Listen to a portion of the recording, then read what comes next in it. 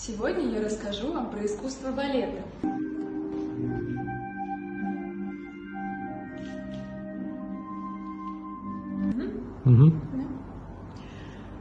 Позиции рук в балете.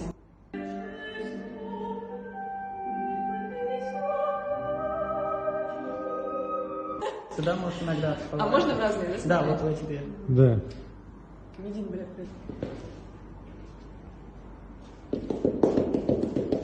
Принято считать, что балет зародился в Италии.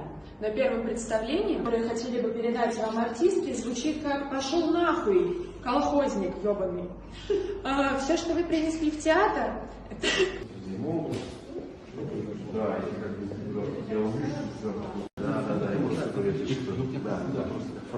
Да, ты говоришь, кто всем творил там, да?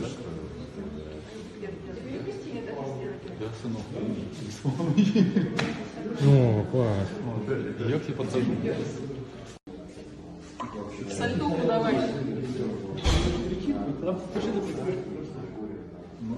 Нет, не могу. Колесо, что ли? Давай. Все, огонь. Заебись прям, круто.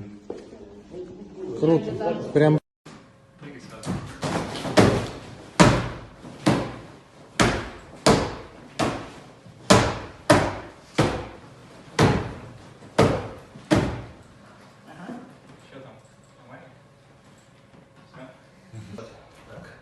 Чтобы у тебя сюда ногами зацепились.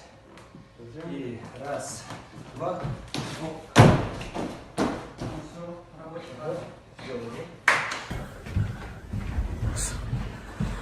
Здесь всякие картины различного характера.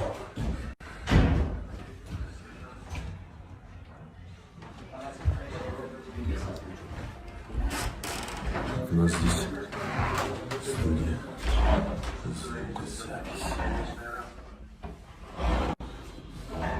Один у всех будет, это будет странновато. Я бы откатился к предыдущему варианту. Вам нравится Киар? Киар неплохой. Вопрос в том, что у нас он один. И у нас тогда все три спикера будут. А на всех остальных альбоме карта уникальна. Все, короче. Там. Теперь можно меня выставить на Авито и продать. Знаете, есть режиссеру. На NFT можете меня продать. Потому что дверь, по идее, да, он дверь закрывает. Нет, стрелять еще не надо. Не, мы стрелять не будем, просто как-то на изготовку встать. Нет, но в кого стрелять? Патрон заряжай. Патрон. Не надо, но оружие на изготовку взять надо, потому что неизвестно, сейчас будет что-то. Настороже, но непонятно. Да, засуетились, потому что, блин, что-то происходит, а что непонятно. Третий ряд, да? Да, то есть как бы С это солдаты, 1, 2, 3 это нумерация очереди.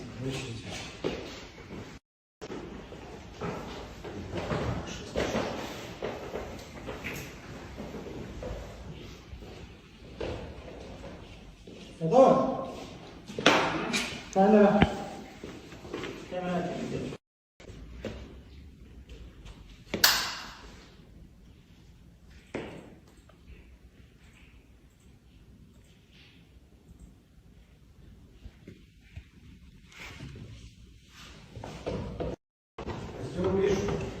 Сцена 0128, кадр 3, С, дубль 1. И начали.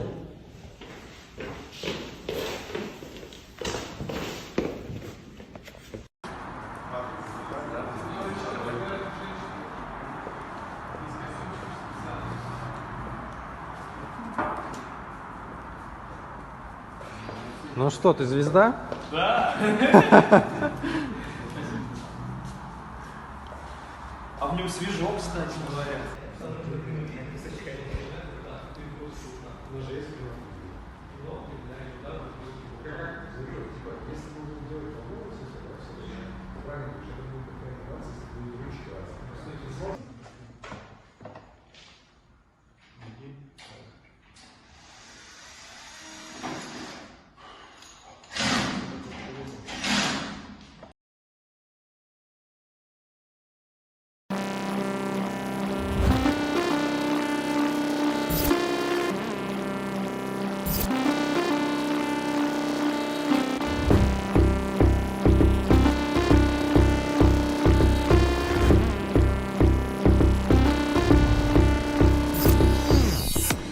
Well, my name is Richard Gray, perhaps better known as the Level Lord, and I've been a game developer now for almost 25 years.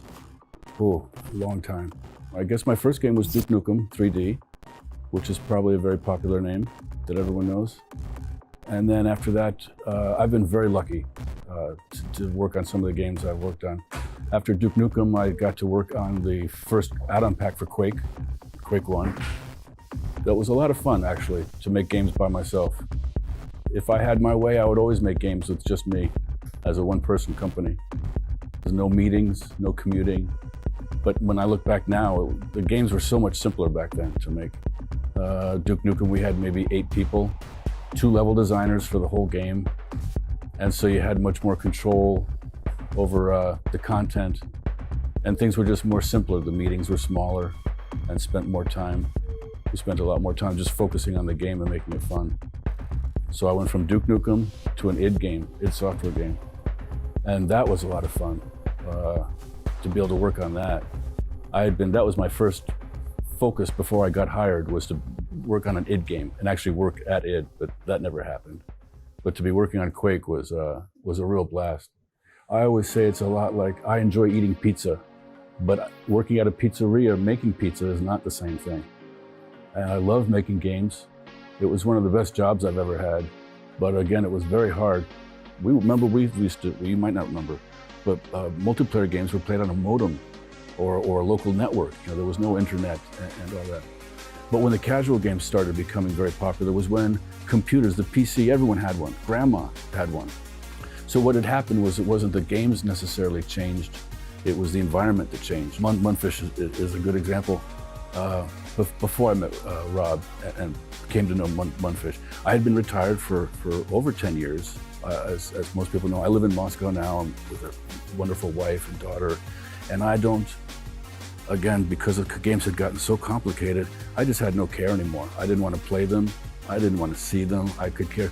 People would send me, oh, you've got to see this game, and they'd send me a link to a YouTube video. And if it was just a friend, I'd say, yeah. And I wouldn't look at the video. But oftentimes it's the person who's working on the game, and I'd say, oh, I'll look at it. And I would look at it, but within 5 seconds, I shouldn't say this but I would make pretend with the person that, yeah, well, it looks like a nice game. But I really didn't care for 10, 12 years about AAA big ones. And then comes this guy on Facebook, would be friends with me. And I thought, oh, here comes another one. I get these about once a week, at least once a week, to look at a video. I thought, here comes another one. And he said, I've got a game that we're working on, big AAA title. We're here in Russia, even in Moscow. And here, take a look at the trailer. And I thought, okay, here we go. And this is Atomic Heart. And I went and tried, and within like 3 seconds, I'm looking at it and just like, holy cow, I couldn't believe just the stuff going on. And you just couldn't take your eye off. You're like, and you're watching something going on. Now, of course, it's a game trailer. You hear, because, well, we'll get into that later, but you're watching the game trailer, you're looking at a cool thing, and the cool thing is going past you now. And there's another cool thing coming over here, and you're still trying to think, what the hell was that going on over there? And now here comes another cool thing. And it was just a whole, I forget how long that first trailer was. This actually was the trailer that was put out in July 27th. But I thought, this was the very first time I saw a trailer, and I watched the whole thing more than once. And then went on YouTube to look for more things. And continued the conversation with Rob. Rob is the CEO and co-founder of Mundfish, who's doing Atomic Heart. Sorry, the name of the game is Atomic Heart. And so now here I am actually in their office in Moscow, thinking about helping on a game, a AAA title for the very first time in 12 years, because it really is a cool, if you haven't seen well, I guess we are now considering, because here I am, I'm being asked to perhaps be the spokesperson. There's been a lot of, there's no such thing as bad press. People talking about you, whether it's good or bad, it's a good thing to be talked about.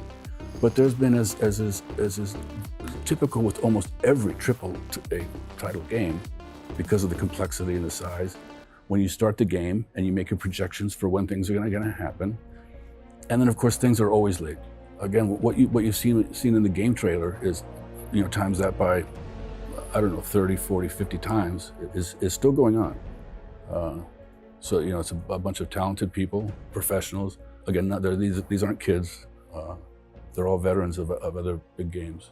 Well, before, again, going back to my ritual days when the industry was just starting. Most of the people that were working were young kids. Most of them, especially level designers, had no formal training whatsoever. You learn level designing by yourself at home. You'd get an editor. The artists had training, and of course the programmers. But nowadays there's schools and all that, so it's a much different type of person, your employees and the people that make up the team. But in particular here, again, I've seen things and read things online where people are saying things, and I don't know how the hell they think they know these things. But the team working on Atomic Heart is, again, veterans. They're all veterans from other big games. Me being not familiar with a lot of games because I could care less until now. I can't remember the titles, but I'm very happy to be here. Being here now at seeing what they're doing at on Atomic Heart and paying attention for the first time in 10 or 12 years. This one, though, I've been now watching very closely this game, and I'm actually here seeing stuff. And it's just amazing what the technology is doing now. Whereas earlier I was complaining about how levels, it takes more than one level designer, but that is actually a great thing. I've seen the artist making. Earlier I saw an artist was not working on just a character, was not working on the character's head, not just the character's face, was focusing on working on the character's eyeball. I mean, it's come down to where every little tiny thing, and when he would pull back on the faces, it's just like, you know, it's not a photograph, but it's awfully close. And then later was watching the level designers now, and there's you know, like terrain is being built by one person, and even just the terrain, just the textured and laying out the rivers and the paths and all the different you know, where it's green and brown. Even that itself is just looking at thinking how incredible. And then other artists are working on actually laying down trees, and then the people who are making the buildings. And what I was complaining about before has turned into a.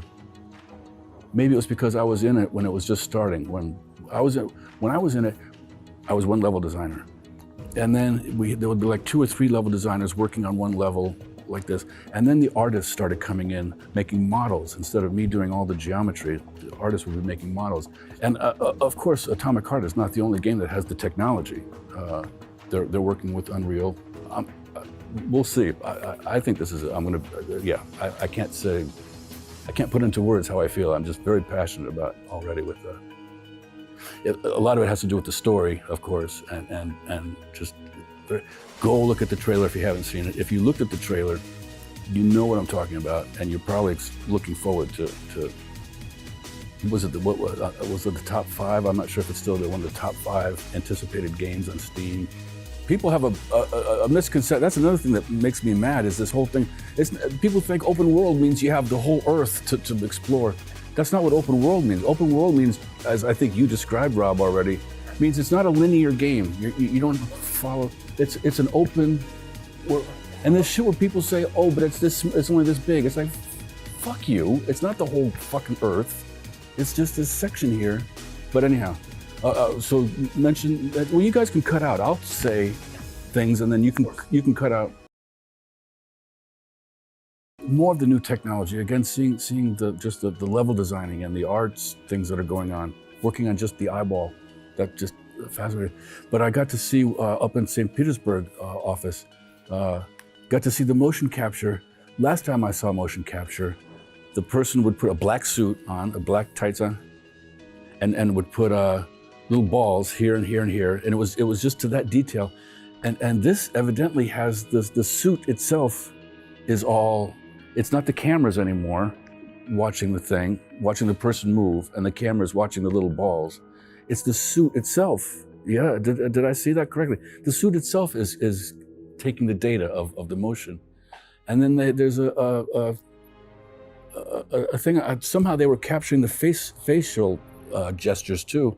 It's just incredible how technology, but the way the things have changed so much. I sometimes think recently now, how glad I am that I have not seen anything for 10 years.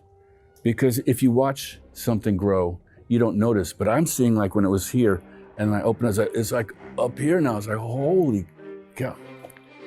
And then again, on top of that, the whole reason why I'm here, all the cool technology stuff, very cool, does not make me want to make games anymore, or even necessarily play them. There's a lot of games out there with this type of technology, but it's this story of Atomic Heart, and now so many things are procedural, where actual algorithms, you will tell the algorithm what type of thing you want, like say a specific type of a biome. I want a forest, a mountainy forest, and it will do a lot of that work for you. It will build the mountains and the terrain and then you can go in and tweak it, like you said, I want a river here or a path here, which makes a lot of what I was seeing at first as being very complicated, now has become, it's done by software. So that a lot of the things I was critical of 10 years ago that made me turn away from the industry, big games, the AAA. Now they've solved, of course, humans, they've solved a lot of the problems by doing it with automation and software. Things are very cool. When I first started talking with Rob and we were talking about me becoming part of the project, I said, of course, well, I want to see, because I had read online of all the different criticisms and the trolls. Most of them are trolls, even though some of them are professional. So I insisted that before I agreed to sign on, that I go and see what's actually going on. And went to St. Petersburg and spent the whole day there. Got to play a level, got to see what people have seen in the trailer. Of course, that's a year ago. And because the company's not spending time making game trailers for you people out there to see and watch what's going on, they've been working on the game. And I can't remember, Atomic Heart is a seamless level loading system. In other words, you don't just stop here and you have to wait for the next level to load. It's just a fluid kind of transition from one level to another. So I can't say there's this many levels or that many levels, but they've been doing a lot of work since the last trailer was put out, and just some really cool stuff. Some of it cooler than the stuff you've already seen. And got to play, and of course we haven't done optimization yet. You never do until towards the end. So talking about, well, you have the big machine. No, it's gonna run. We've got NVIDIA behind us. It's just, so yeah, I got to see all the new areas that nobody else has seen. I got to play a little bit of it. It really is, and then the story, of course these guys have captured it. And it's just, this is another cool part of the game. It's just this technology of, it's not steampunk, but you know how steampunk is cool, kind of, it's just got this good feeling. It's got, if the Soviet Union had succeeded, better. Soviet Union did not succeed, but if they had gone more in this direction, in this alt universe, with robots, the main thing is the robots who are now doing agriculture and forestry and doing housework and security and all those things that robots are supposed to do, and then they go bad. But what they've captured in the game is this feeling of being in the old Russia, which I love, the old Soviet stuff we still have around. And it's just got, even for people from the Western world or from the East who weren't in Russia, it's just got this incredible atmosphere about it. I actually got to play the game for a little bit. I wasn't so much interested in playing the game. I wanted to see what was going on, but I did get to play. As far as feeling, has it got the good flow and just when you're walking around, it's got, I only got to play with the melee weapons for one thing. There are ranged weapons, but I got to play, right now the scenes that the areas that they're in are more of the down underground, and you're going against the robots with, and building your own weapons and stuff.